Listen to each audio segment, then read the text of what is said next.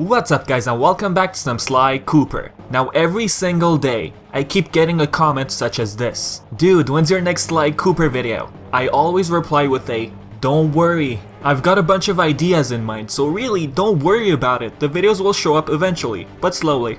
Or maybe, faster than usual. I just finished my semester at university and I'm pretty hyped up about it. Finally, freedom.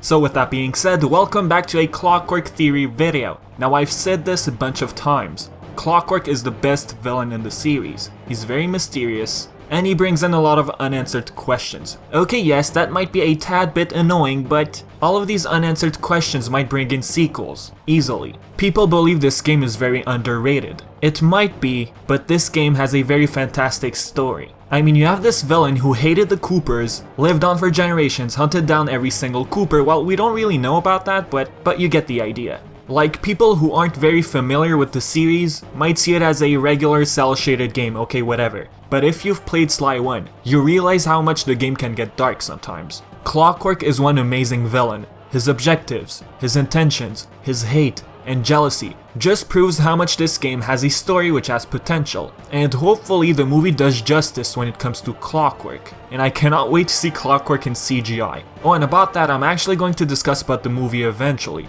so stay tuned guys. Alright, back to the point of this video. Usually, most of the time, villains aren't born, they're created. And something in the past must have triggered Clockwerk's hate and jealousy towards the Coopers. Now apart from that, what if Clockwerk was actually friends with the Coopers back in the day? Well, not with the Coopers, with Slytunkhamen to be more precise, assuming that Clockwerk was born in ancient Egypt. Now does that sound a bit too crazy to you guys? I mean, if villains aren't born and created, what if Clockwerk was actually kind back then? And something or someone triggered all this evil. And here's something even more interesting. What if Clockwerk was the brains of Slytunkhamen? I mean look, Clockwerk doesn't have any hands, he's pretty huge. I don't really see him doing the thieving. I actually see him as the brains. Take Clockwerk as a Bentley, but without all the technology. Basically, since technology did not exist in the past, then Clockwerk basically used his words and brain to come up with a bunch of plans, but then eventually something caused and triggered his hate towards the Coopers. And we don't know what exactly caused all of that. Now we know that Sly, well, we don't really know, but we're just assuming that he ended up in ancient Egypt. After seeing the cliffhanger in Sly 4, thank you so much Sanzaru Games, we love you. A lot of fans, including me, think that Sly actually ended up in ancient Egypt, where Slytunkhamen existed. Now what if Sly triggered something unintentionally? He did something and caused Clockwerk to go cuckoo. I don't really know what he would do, but what if Sly trained Slytunkhamen in a way which resulted Slytunkhamen no longer needing Clockwerk? And what if that turned Clockwerk jealous? Now if you've watched the Ratchet & Clank movie, sorry, spoiler, it was explained that Nefarious used to work for the Galactic Rangers, and at one point he simply just turned crazy. What if we take that example and apply it on Clockwerk? What if he just simply turned into a maniac just like that? Now about the whole thing Sly helping out Slytunkhamen, I'm actually gonna leave that for another video. But still, there's something that's confusing. Clockwerk was the brains and Slytunkhamen was the thief. Even if Slytunkhamen got help from Sly, how did he know how to follow the missions? Like look, Bentley was usually the one who came up with the plans when it comes to Sly. Oh wait, what if Sly taught Slytunkhamen everything he's learned from Bentley? That makes a bit more sense, right? Oh, and what if that whole situation, Slytunkhamen becoming friends with Sly, caused Clockwerk to become jealous? And what if at one point Slytunkhamen was like, I don't need you anymore, and Clockwerk simply felt betrayed? And that basically was the beginning to this whole story.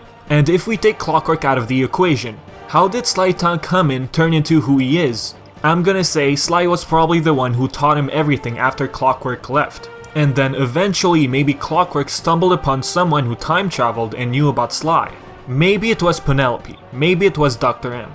Nobody knows, but after Slytunkhamen basically ditched Clockwerk, he felt betrayed and backstabbed, and thought that all the Coopers are the same, hence going after every single Cooper and hunting them down. Okay, now let's put this whole idea aside and talk about something else. Let's assume no one time traveled from the future to the past to help out Clockwerk. If Clockwerk truly became who he is on his own, what if, okay, this might sound far-fetched, but what if Clockwerk is actually from the future? Think about it. Technology didn't exist in ancient Egypt. Well, there was the blimp, That's one thing. However, maybe that wasn't enough to turn him into a robot. What if a Cooper in the future pissed him off, caused him to become jealous? He eventually turned himself into a robot from the future and time traveled to the past to erase everything. But eventually, he realized that he was trapped there. And that's why in Sly 1 he mentioned that he lived on for generations. He went from the future to the past, got stuck there, decided to hunt down every single Cooper. And the hate chip kind of sounds, I don't know what word to use, pretty ridiculous? What if the technology from the future actually made the hate chip,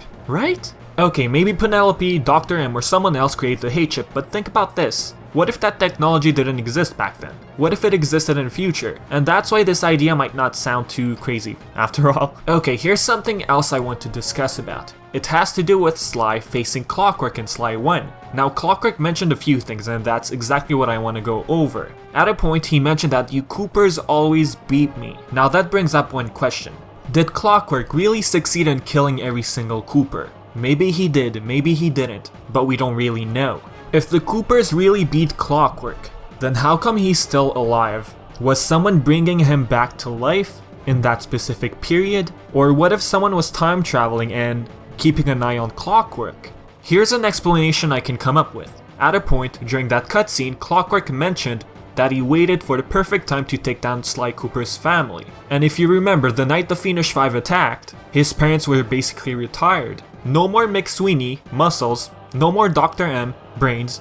Dr. M basically betrayed them. And since Clockwerk knew that his parents were vulnerable, he decided to send the Fiendish Five and put an end to the whole thing. Now during that cutscene, Sly mentioned why he kept him alive. Clockwerk said that he wanted to prove to Sly that without the Thievius Raccoonus, the Coopers were nothing. At a point, Clockwerk probably knew about the Thievius Raccoonus. He thought that all this success came from the book, so he basically wanted to test the Cooper to figure out whether or not the book was actually the source of turning a thief into a master thief. Here's another thing. During the cutscene, Clockwerk mentions the Fountain of Youth. Now people think that maybe magic was involved in this whole becoming a robot thing, but what if the Fountain of Youth was basically the hate chip? Clockwerk kept it a secret. He was afraid to reveal his true source of power. If the gang knew about the hate chip, then Clockwerk would have been taken down easily. Now the gang didn't know about the hate chip until Sly Cooper 2, the ending. Clockwerk said that revenge was the prime ingredient in the Fountain of Youth.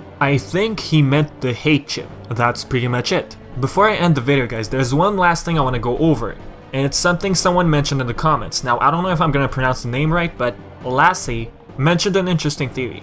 Here it is. I'm also kind of thinking a plot like Back to the Future, that time travel got consequences. What if Sly would beat Clockwerk in ancient Egypt? Could this mean a disaster would happen upon the world or his loved ones, as in a horrifying future? This is what Sly realizes, and he perhaps asks Penelope or Bentley for help to make Clockwerk the villain? But Clockwerk was perhaps a good guy, and Sly had to tip him over to the dark side to rescue the world. That'll be kinda sad though for Clockwerk now that I'm thinking about it. That's a pretty interesting idea. Sly in ancient Egypt defeating Clockwerk, assuming that Clockwerk wasn't mechanic. What if that actually corrupts the future, where villains are roaming the streets and stuff like that? If there's no Clockwerk in the equation, then the Coopers basically would never have been trained. When a Cooper stumbled upon Clockwerk, they had to come up with an idea. Coming up with an idea was basically getting trained.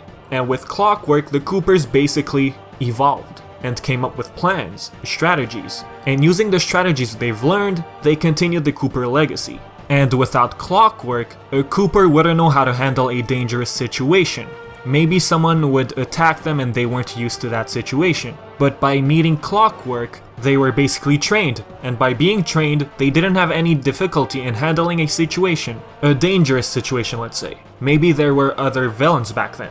So yeah, that was a pretty cool theory, I guess. So I guess this is pretty much it for the video guys, and as usual, if you have any concerns, thoughts, leave them in the comments. And as usual, thank you for watching and I'll catch you guys next time.